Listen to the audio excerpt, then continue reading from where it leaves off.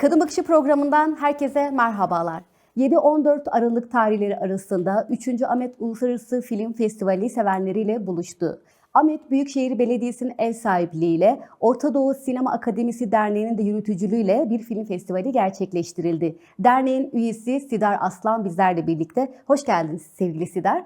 Hoş bulduk. Şimdi öncelikle bu bir üçüncü Ahmet Film Festivali.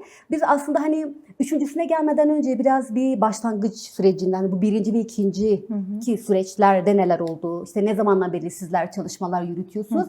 Bir de bu film festivaliyle hani hedeflediğiniz noktalar neler oluyor? Biraz oralardan girersek. 2012 yılında ilk Ahmet Film Festivali yapıldı. O dönem ben hani çalışmıyordum ama o dönem ben Aram Tigran Konservatuvarı'nın öğrencisiydim sinema bölümünde. O dönem ben de böyle bu dönemde işte çalışırken bir sürü gönüllü vardı. Ben de o dönemin hem öğrencisi ve gönüllüsü olarak o festivalde yer aldım. İkincisi de 2016 yılında işte kayımlar gelmeden önce o dönem artık ben akademi derneğin çalışanıydım. Hazırlık yaptık. Belli bir aşamaya geldik. İşte tam da işte festivale günler kala kayım geldi ve maalesef yani böyle nasıl desem kayımlar gelince işte salonlarımız vesaire birçok mekanlar elimizden gidince alternatif o dönem işte alternatif salonlarda festivali yaptık ve bitirdik. Hatta işte o dönemin işte film sahiplerini yani işte yönetmenleri ya da işte yapımcıları vesaire çağıramadık ekonomik durumlardan kaynaklı. Hatta çağrı yaptık yani dedik biz karşılayamıyoruz. Siz yani siz kendiniz karşılayabiliyorsanız. Bu ikinci festival ama değil mi? Evet 2016. Gerçekleştirildi ama böyle daha alternatif, daha kendi öz gücümüzle, daha kolektif bir şekilde alternatif salonlarda. İşte geldiğimiz noktada bu sene üçüncüsünü yapmaya karar verdik ve işte Şubat ayından bu yana da işte çalışmalarını yürüttük. Ta ki Aralık'ta da film festivali başladı ve bitti diyebiliriz. Hani alternatifimizi ürettik kısmından biraz girmek istiyorum. Çünkü 8 yıllık bir kayyum gerçekliği vardı şehirde.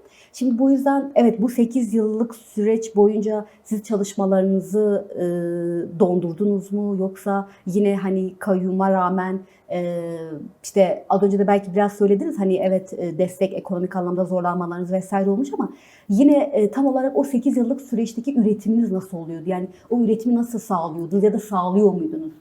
Tabii ki çalışmalarımızı durdurmadık. Yani şöyle bir şey, sinemaya baktığında gerçekten böyle ekonomik olarak çok bütçe gerektiren bir alan maalesef.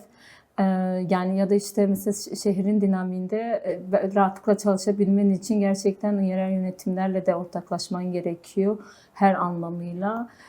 Örnek bir şehrin bir sokağında işte bir çekim yapman için bile birçok işte izinler vesaire alman gerekiyor. Biz tabii ki o dönemde çalışmalarımızı durdurmadık. Daha belki zorlandık ama işte o dönemden bu döneme baktığımızda işte aynı zamanda Film Ahmet Belgesel Film Festivali'ni de bu sene biz 9.'sunu yaptık. Yani o dönem biz Film Ahmet Festivali'nde yürüttük. İşte çekimler yaptık. İşte dizi çalışmaları oldu. Kısa filmler oldu ya da işte atölyeler yaptık. Dediğim gibi daha belki kendi nasıl desem alternatif ya da işte daha belki küçük bütçelerle ya da işte projeler yazarak ama hiçbir zaman çalışmalarımızı dondurmadık ya da işte belli bir yerde kalmadık. Yine cevap olmaya çalıştık. Yine işte dediğim gibi gençlere cevap olmaya çalıştık. Belki işte ya da sinema çevresine de cevap olmaya çalıştık ama gerçekten bir gerçeklik var. Sinema ya da işte bu tarz çalışmalar yürütmek aynı zamanda büyük bütçeler demek. Bu öyle diyebilirim. Şimdi geldiğimiz noktada bu sene biraz daha yaptığımız 2 festival biraz daha geniş kapsamlıydı. Bunun da işte gerçekliği var gerçekten. Başta da dediğim gibi yani destekleme kısmı çok önemli. Çünkü sen buraya işte ya şöyle salonlar önemli bizim için. Mesela sinema Ahmet'e baktığında işte kendimize ait ya da işte olarak sinema salonlarımız yok. O dönem Cegerhon'a ait sinema salonu işte çok amaçlı salonlar vardı. Şimdi kayyumlar geldikten sonra sinema salonları da elimizden alındı. Ya da işte AVM'nin bir sinema salonunu kiralamak da başka bir para. Aynı zamanda neden işte mesela gerçekliğine de uygun olmuyor. Yani işte bir filmi alıp AVM'nin bir sinema salonuna götürdüğünde o bahsettiğin ya da gerçekleştirmek istediğin durumun da dışına çıkmış oluyorsun. Yani kocaman bir AVM'de işte sinemaya al götür oraya. Aslında biz daha çok işte AVM'lerden çıkıp işte halka ya da işte daha böyle salonlara gitmemiz gerekirken yani çok yönlü aslında bahsettiğim bu sene artık işte 2 festival biraz daha yine Ahmet'te yaptık ve 2 salonumuz vardı. Gerçekten alternatiflerimiz biraz daha iyileşti diyebilirim. Anladım. Şimdi aslında 2013'teki süreçten ta şu ana kadar 2025 yılına kadarki süreçlerin içerisinde yer almış birisisin. Hem yeri gelmiş gözlemci olarak da içinde kalmışsın. Yeri geldi aslında bu sürecin bir yerde de elinden tutup yürüttüğün bir noktası da var buranın. Şimdi ben biraz da hani evet artık festival bitti. Şimdi bu 7 ve 14 Aralık arasındaki festivalin içeriğinde izlenim olarak hani muhtemelen işte 2016 yılında da festivali gerçekleştirdi. Tabii orada birazcık daha ekonomik sıkıntılardan kaynaklı alanların daha dar olduğundan ya da görünürlüğünün de aslında biraz daha dar bir alana geldiğinden bahsettin ama yani tam olarak bir karşılaştırma olmasa bile hani en azından bu işte 10 günlük süreç boyuncaki izlenim neydi mesela? Yani oraya gelenler nasıl tepkiler veriyordu? Sinemaya ilk defa gelmiş kişiler olabilir ya da ne bileyim oradaki bir çocuk da olabilir fark etmiyor. Sizlerin oradaki o ilk izlenimleriniz ne oluyordu? Ya açıkçası gerçekten bu sene bayağı böyle geniş bir kitle ya da geniş bir misafir ya da geniş bir yönetmen ya da film sahipleri festivale dahil oldu ve festival birlikte yürüttük. 84 filmi biz işte bu 8-9 günlük süre içinde göstermiş olduk. İzleyici 84 filmi izlemiş oldu halk ya da. Gerçekten çok kalabalıktı. Ya dediğim gibi 150'ye yakın işte misafirlerimiz vardı. Bunun 110'a yakını işte farklı şehirlerden, farklı ülkelerden filmlerini gönderip işte dahil olan kişilerdi diyebiliriz. Ve işte Ahmet'in de kendi içindeki o sinemacılar olmak üzere ya şöyle baktığında gerçekten geniş bir kitleydi. Evet. Ve geniş kitlenin içinde gerçekten her birine sorduğunda o kadar memnun ya da o kadar olumlu fikirlerini dile getiriyorlardı ki yani atmosfer olarak gerçekten çok iyiydi. Filmler, içerikler o kadar çok başarılı ve çok önemli konuları ele alarak yapmışlardı ve işte biz o filmleri bir araya getirdik, hikayeleri bir araya getirdik. Zaten bizim sloganımız da dünya hikayelerle bir araya geliyor sloganıydı. İşte 8 yıllık belki 8 yıllık bir o kaybettiğimiz yılların toplamıydı aslında. Biraz işte sadece festivaller genelde son 2 yapım yılına bakarak son 1-2 yılı festivallere dahil ediyorlar. Filmlerin işte son 2 yıl yapım şeylerini dahil ediyorlar. Biz işte ona bakmadık. Dedik işte biz 2016'dan bu yana yapmadık. İşte bu 2016'dan 25 yılına kadar neler çekilmiş, hangi hikayeler filmleştirilmiş. Yani 8 yıllık bir panoramayla birlikte böyle bir fikir ile birlikte birçok işte o dönemden bu döneme birçok filmi, birçok hikayeyi bir araya getirdik. Dediğim gibi yani işte Kürdistan'ın da birçok kentinden hikayesi oluşturan filmleri de bir araya getirdik ya da dünyanın birçok yerinden örnek Kolombiya'dan hikaye aldık getirdik. Belki yönetmeni katılamadı ekonomik sebeplerden kaynaklı ama oranın hikayesini de aldık. Buradaki halk, buradaki izleyici, oradaki hikayenin bir şahidi oldu. Orada neler yaşandı, neler bitti, bitmişine dair gerçekten böyle bir izleyici olarak gerçekten bunun bir şahidi oldu. Ya da işte gelen konuklar da, yani çok yönlü konuklarımız da vardı. Sadece yönetmenler değildi. Yapımcılar vardı, işte oyuncular vardı, filmin müziğini yapan müzisyenler vardı, görüntü yönetmenleri vardı. Çok yönlüydü aslında, çok karma bir misafirler vardı festivalde ve bu gerçekten aynı zamanda başka bir enerjiyi de ortaya çıkardı. Bir tanışma, ileride belki birlikte bir çalışmanın zeminini birlikte yakalamanın şeyini oluşturdu ya da işte başta da başka bir yerde de söylemiştim. Mesela bugün de bir konuğumuzla bir araya geldik. Ya dedi, benim hikayem vardı. Burada ben yapımcılarla tanıştım. Ya da işte oyuncularla tanıştım. Yani dediğim gibi, yani bu sadece film gösterme hikayesi değildi. Aynı zamanda etkileşim alanının zeminiydi de aynı zamanda ve her giden konuk da gerçekten çok memnun ya da çok olumlu değerlendirerek dönüş yaptı. Aynı zamanda 23'e yakın bir basın grubumuz da vardı ve gerçekten o 23 kişilik bir basın grubu da iyi çalıştı, iyi haber yaptı. Yani bize gerçekten mail atıp biz gelip sizin festivalinizi takip etmek istiyoruz diyen birçok basın da vardı. İşte bazı bütçesel kısıtlamalardan kaynaklı bir kısmını çağırabildik ama gerçekten iyi bir ekip de vardı. Dediğim gibi yani festival gerçekten çok genişti, yani 150 konuk vardı, 25 basın vardı, buradaki basın vardı vesaire ve gerçekten geniş bir festivalle biz bir haftayı 8 günü geride bıraktık diyebilirim. Peki bu film sayısının bu kadar çok olmasının sebebi 2016'dan beri olan filmler içine girdiğinden mi çok sayıca yüksekti, yoksa siz zaten son 2 yılı da baz almış olsaydınız yine bu kadar film kategorisini alacak mıydınız? Yani burada bir sayı kısıtlaması var mı?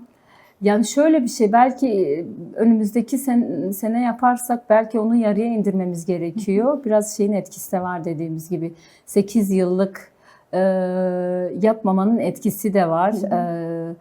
Ya çünkü çok önemli filmler vardı ve o filmleri göstermek gerekiyordu. O kurmaca, kısa ya da belgesel. Aynı zamanda işte kreatörlerimiz de vardı. Kreatörlerimizin de bize işte film önerme ve film destek verme durumları da gelişti. Ya belki önümüzdeki sene yaptığımızda daha böyle yarıya indiririz, belki 50 tane film gösteririz. Daha böyle 2 gösterim şeklinde olabilecek şekilde. Bu sene işte her bir filmi bir kere gösterdik. Evet. Normalde festivallerde 2 kere gösteriliyor. Tabii bir de salon imkanımızın olmamasından da kaynaklı. 2 salon vardı. Belki 3-4 salonumuz olmuş olsaydı her filmi 2 kere göstermiş olacaktık ve gerçekten her izleyici kaçırdığı filmi başka bir saate, başka bir salonda da izlemiş olacaktı. Aslında amacımız biraz da böyle ki biz geçmişteki festivallerimizde böyle mahallelerde ya da işte tarihi yapısı olan mekanlarda da gösteriyorduk. Evet. Maalesef bu sene biraz işte kışa denk geldiği için sadece 2 salonla kısıtlı kalabildik. Ona rağmen gerçekten çok enerjisi yüksekti diyebilirim. Ona bu her yıl yapılması planlanan bir festival mi olacak? Yani çünkü seneye dediğiniz için ya da işte kapalı salonlarda yaptınız ya, yaza doğru bu bir planlama olacak. Hani daha açık alanlarda yapmak adına. Yani aslında bu festivalin dönemi Ekim'di. Eylül-Ekim arasıydı. O dönemde işte dışarıda ya da işte tarihi mekanlarda, mahallelerde de gösterebilme şeyi yüksek bir ay. Yani önümüzdeki sene olmasa bile hani 2 senede bir gösterme yapma gibi bir fikrimiz var ama onu daha tartışmadık. Bakalım nasıl olacak. Peki sevgili sizden söyleyeceğim. Yani bu 84 film gösterimi oldu ve işte 8 günlükte bir film festivali gerçekleştirildi. Burada aslında öne çıkan tema ne oluyordu? Yani bu filmlerdeki ana temalar nelerdi? Bir genel çerçeveyle değerlendirme. Ya zaten ana temamız yani başta da dediğim gibi dünya hikayelerle bir araya geliyor. Yani filmlerin içeriklerine baktığımızda yani çok yönlü konuları ele alan filmlerdi. Örnek işte güç hikayesini de ele alan ya da işte farklı kültürleri de bir araya getiren filmleri ele alan ya da işte çok dilli ya da işte örnek Ermeni hikayesini anlatan bir film vardı ve gerçekten yönetmeni de mesela her festivale katılmayan yönetmeni özellikle kendisi Ahmet'e gelmek istedi. Çünkü şeydi, anlamlıydı onun için. Öyle bir hikayenin Ahmet Film Festivali'nde gösterilmesi. Dediğim gibi yani her dünyanın diğer ucundaki bir hikayenin işte anlatım biçimini de ele alan hikayenin işte Ahmet'e gösterimi çok önemliydi. Ya da işte örnek Hysteria filmi vardı, yönetmeni işte Türk belki ama Almanya'da büyümüş, yetişmiş biri. Mesela Türkçe biliyordu ama Kürtçe böyle Rojbaş falan diyebiliyordu. Şeyi sorduğumuzda benim filmimin Kürdistan'da gösterilmesi benim için çok büyük bir önem arz ediyor ve benim için çok anlamlı diyordu mesela. Gerçekten çok heyecanlıydı yani. Mesela diyordu ben başka yerler, İstanbul'da da gösterdim, o kadar heyecanlı değildim yani. Ahmet benim için bambaşka bir şey. Ahmet diyordu mesela. Gerçekten şey önemli yani nerede ya da nasıl bir yaklaşımla bir festival yapılması gerektiği gerçekten önemli ve bu karşı taraf için de o anlama geliyor ve o heyecanla, o ruhla mesela katılım sağlıyor, filmlerinde öyle gösteriyor diyebiliriz. Dediğim gibi yani çok yönlü hikayeler vardı yani o hikayeleri bir araya getirmek bizim için de önemli diyebilirim. Yani şöyle hani sonuçta bu işte filmleri seçerken bazen diyelim işte sizler dernek olarak ya da bu alanda faaliyet yürütmüş kurumlar hangileriyse mesela bazen böyle bir kafada bir tema belirler yani diyelim ki işte bunun teması kadın olsun ya da bunun teması işte hafıza olsun, bunun teması ne bileyim hani ekoloji olsun gibi. Şimdi bazı tematik konular vardı. Acaba sizde de böyle bir durum oldu mu? Hani özellikle şu temaları öne çıkaran konuları biz seçelim gibi bir durum oldu mu? Yok ama bu senenin şeyi vardı aslında biraz da içinde bulunduğumuz süreçle alakalı şey yapmaya çalıştık. Yani hiç, tabii ki film seçerken bazı durumları gözeterek seçiyorsun. İşte kadın haklarını, işte ekoloji ya da hayvan haklarını, çocuk haklarını gözeterek ya da işte çok dilli, çok kültürlü e, durumları gözeterek yani filmleri alıyorsun. Çünkü böyle örnek bir kadın haklarını gözetmeyen filmi neden sen kendi festivaline alırsın diye böyle yani aslında bizim de işte kendimize şey olarak yaptığımız bu çerçevede biz işte festivale filmleri alıyoruz. Onun dışında gerçekten şeyin olması için önemliydi. Bu senenin işte ruhu ya da işte barış ve demokrasi sürecinde bütün dilleri, bütün işte şeyleri bir araya getirmek bizim için önemliydi. O amaçla hani bir tema değil de daha çok işte dediğim gibi yani bütün işte hakları ele alan hikayeleri bir araya getirmek ki zaten her filme de biz tematik bir isim belirleyerek bazı işte filmleri onurlandırdık diyebiliriz. O ödül gecesinde bazı filmler öne çıktı. Oraya gelecektim zaten tam. İşte bu ödül alan filmlerde öne çıkan durumlar ne oldu ya? Biraz ödül alan filmlerin de isimlerini söyleyerek ifade ederseniz. Başta da biz tartıştığımızda mesela bazı festivaller şey diyor ya da işte en iyi film ya da en iyi bilmem görüntü yönetmeni. Biz de en iyi derken en iyi kullanmak istemedik. Çünkü neye yönelik en iyi diyelim ki? Yani bir filmi başka bir filmden ayırırken neyine en iyi diyelim. Sonra işte tematik isimler belirledik. Örnek senaryo alanında Sırrı Süreyya Önder ismiyle bir işte jürinin belirlediği bir filme işte biz Sırrı Süreyya Önder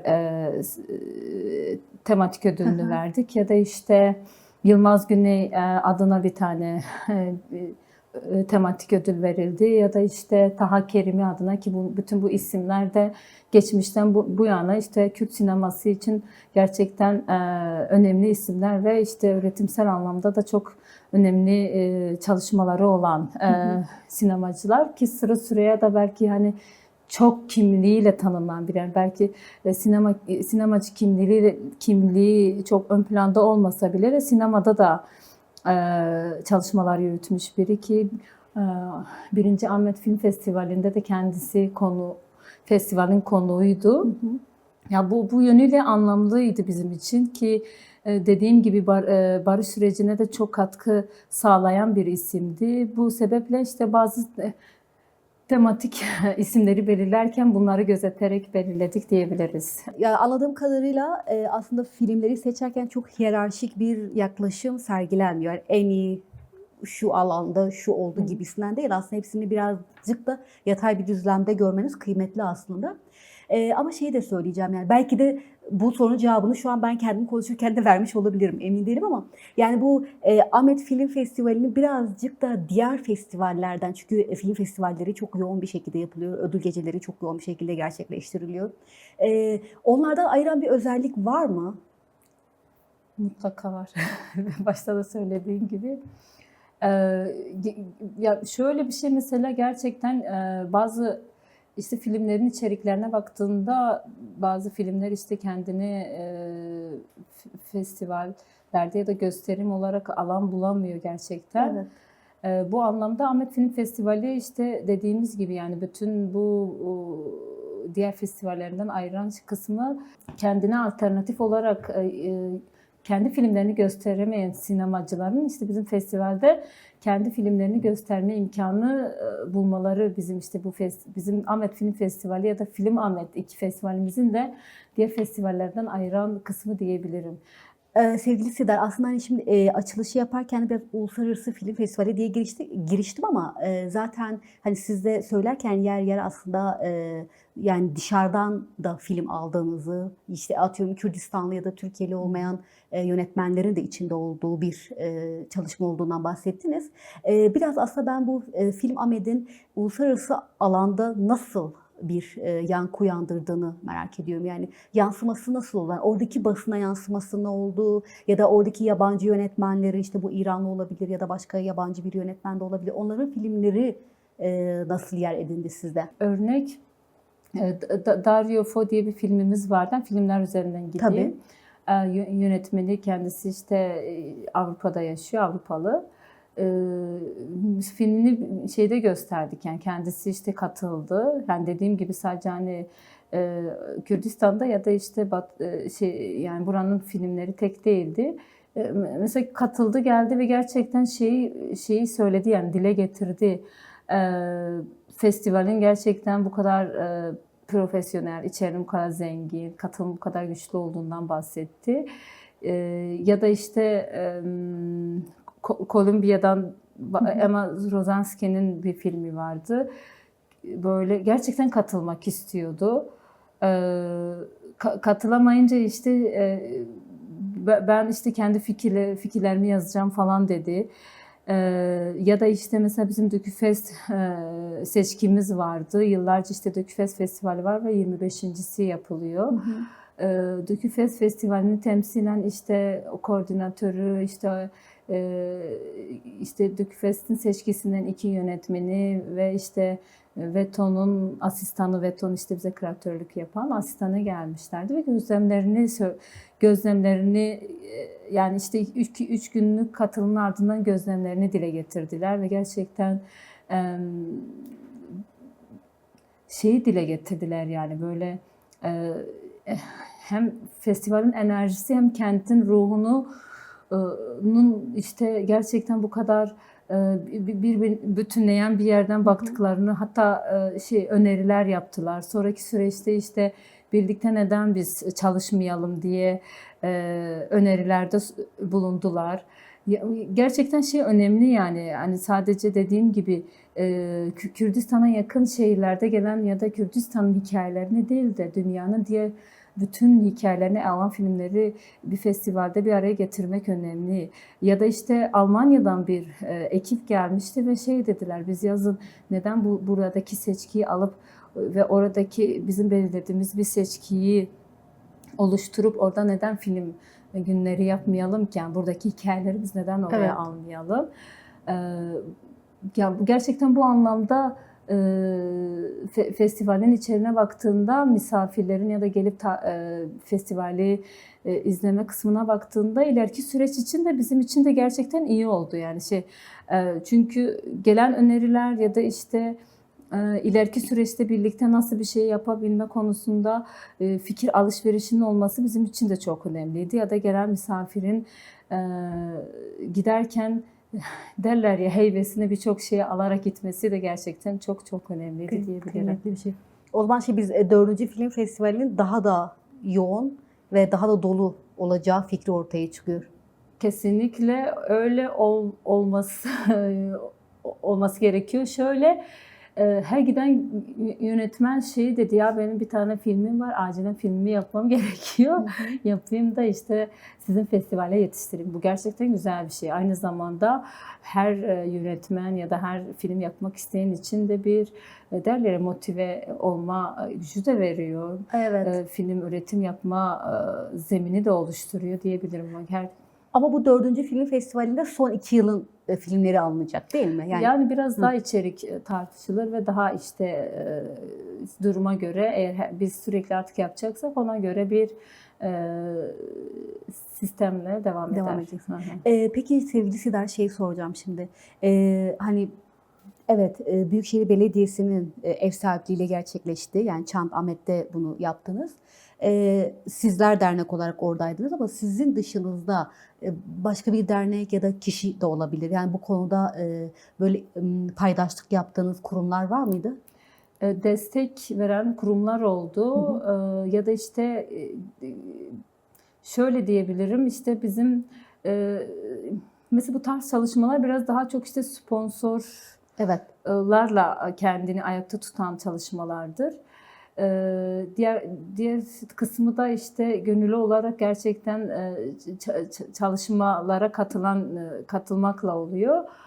Birincisi gastronomi ticaret odası ya da işte diğer birçok kurum yani bir ucunda bile olsa katkısını sunarak yardım etti. Yani tabii ev sahipliği Büyükşehir Belediyesi ve Orta Doğu Sinema Derneği Akademisi'nin ortaklaştığı bir festivaldi. Öte yandan bizim kurumların işte bütün üyeleri aynı zamanda festivalde gönüllü olarak çalıştılar gerçekten. Çok iş vardı ve gerçekten birimler çoktu ve bu birimlerde gerçekten hem biz gönüllü başvurusu yaptık, birçok genç başvuru yaptı. Büyük bir heyecanla festivale katılarak çalıştılar. Öte yandan dediğim gibi örnek Ma Müzik Kurumu var. Ma Müzik Kurumu'ndan işte bizim müzik hocalarımızdan 3-4 kişi gönüllü olarak bütün heyecanıyla 9 gün boyunca bizimle çalıştılar. Ya da işte tiyatrodaki bizim hocalarımız var ve gerçekten dediğim gibi biz ne kadar yoğun çalıştıysak onlar da bu kadar bizimle aynı yoğunlukta festivalde çalışarak birlikte yürüttük. Ya da dediğim gibi üniversite gençleri ya da işte sinemaya yakın olan gençler.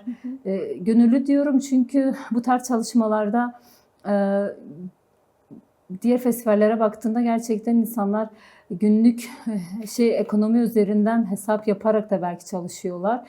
Bu da başka bir şeye tekabül ediyor ama gençler gerçekten bütün bir enerjilerini harcayarak ya da işte büyük bir inançla büyük bir nasıl desem enerjiyle festivalimize katkı sağlayarak birlikte yürüttük diyebilirim. Ya kolektif bir çalışmanın aslında çalışma, ürünü evet, ortaya çıkmış. Peki söyleyeceğim şimdi sevgili Sidar. Yani evet bu biraz daha hem festivali de görünür kıldı hem sinema camiasında da aslında böyle bir can geldi. En azından Ahmet nezdinde konuşuyoruz bunu. Yani Ahmet'teki atmosfer için. Şimdi hani bundan sonraki aşamada hani az önce de bahsettiğim gençlerle etkileşim alanı da oldu.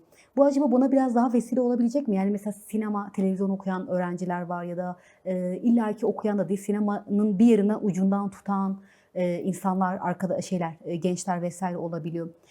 Bunları mesela sizin derneğinize gelip orada bir çalışma alanı bulabilecekler mi kendine? Yani orada bir aktiflik yürütmek ya da ne bileyim bu konuda belki yönlendirme noktasında hani katkı sağlamak açısından. Yani şöyle, ben en azından hani burada izleyenler için soruyorum. Sinemaya duyarlı, sinemayla ilgili olan gençler ne yapabilir?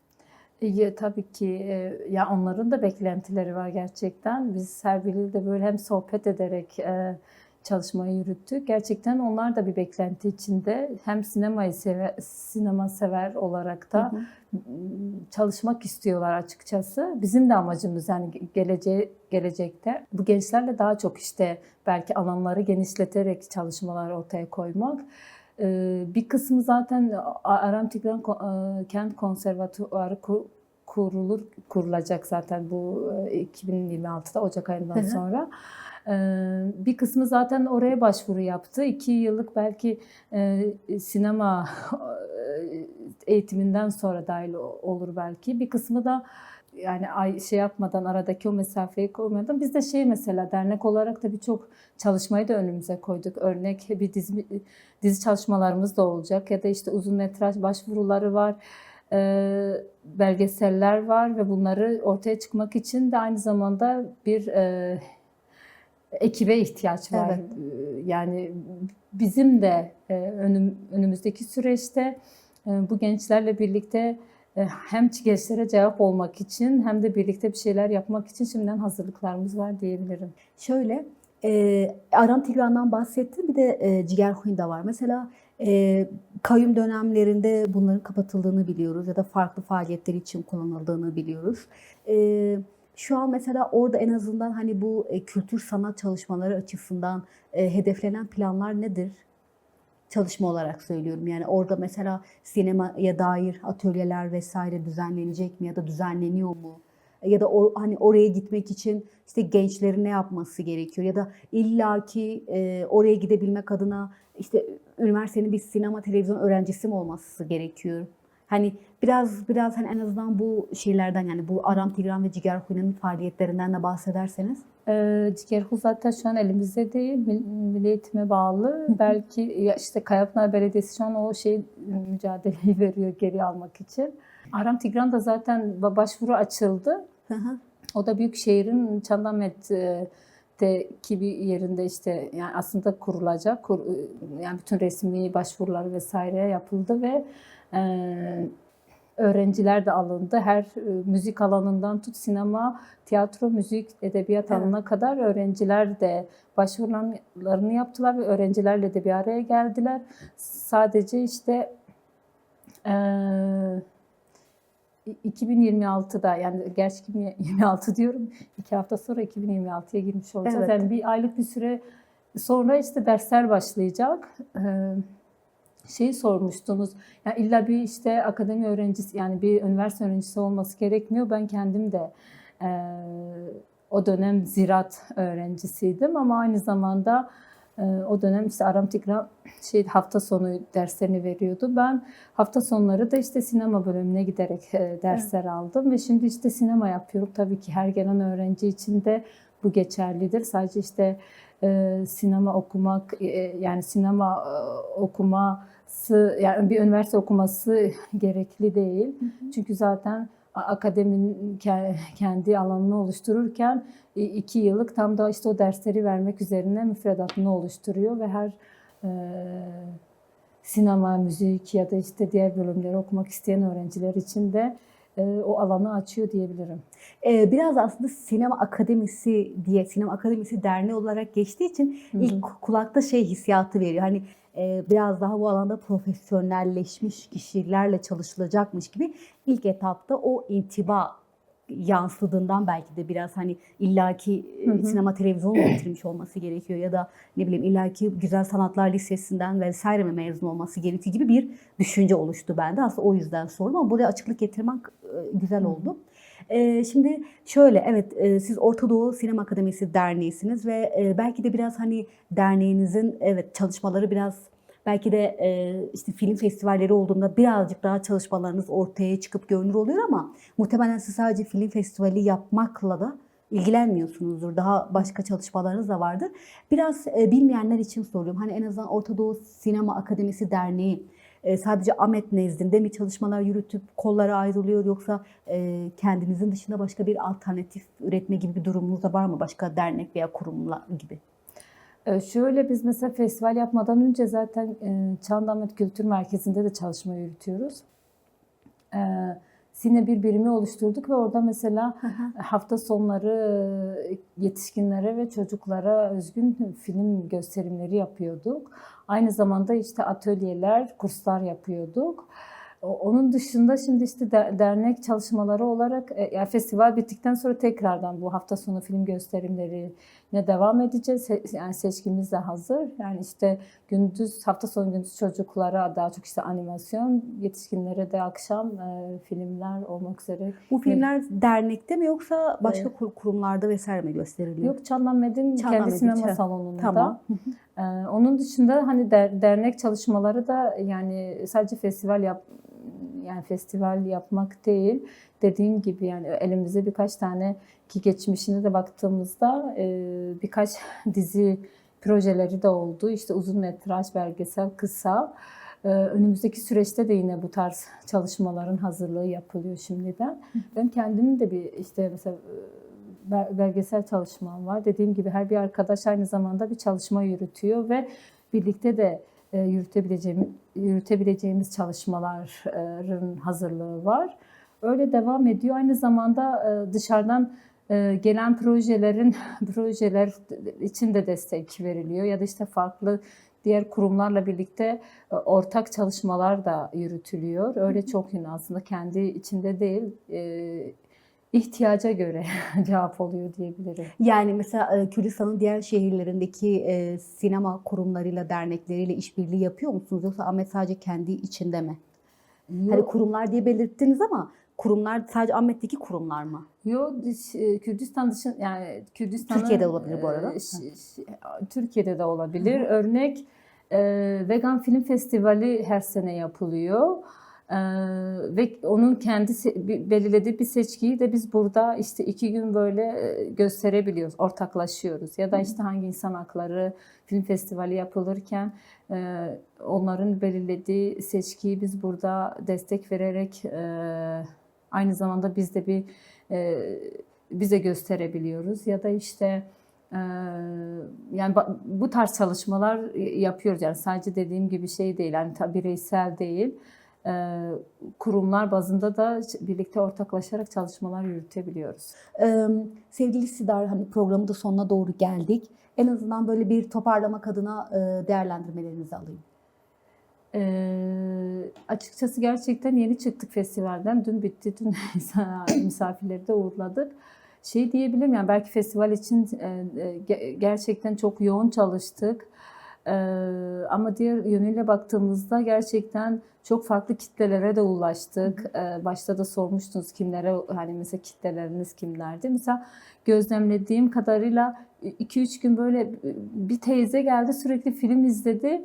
Ve kendi işte filmlerin içeriğine göre de değerlendirme, yorum, yani çıktıktan sonra yorumlar yapıyordu ya da işte film esnasında böyle tepkiler veriyordu. Gerçekten güzel bir şeydi bu, yani dediğim gibi sadece belli bir genç kitle değildi, yani farklı kitleler ya da işte birkaç böyle festivali takip etmek için Kürdistan'ın şehirleri işte Ankara'dan bir iki böyle festivali takip etmek için özellikle gelmişlerdi ve biz biraz işte kontak kurduk, konuştuk da ve şey dediler, ben iş yerinden izin aldım, gerçekten özellikle festivali takip etmek için geldim dedi. Şeyden söylüyorum.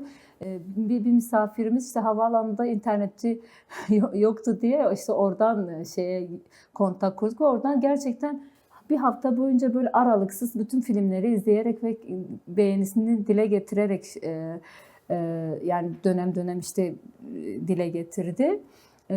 Gerçekten hani şey diyebilirim, yani böyle bütün paylaşımlara da baktığımızda kente gerçekten bir film festivali geldi ve o enerjiyi yansıttı diyebilirim festival için. Bizim için de gerçekten heyecanlıydı. 8 yılın ardından gerçekten öyle bir öyle bir çalışmayı ortaya koymak ya da işte cevap olmak bizim için gerçekten anlamlıydı. Çok yorulduk. Gerçekten çok çok yorulduk diyebiliriz. Özellikle son bir ay yani böyle şey yapacak fırsatımız bile yoktu, yani yatacak fırsatımız bile yoktu diyebiliriz. Ama günün sonunda gerçekten çok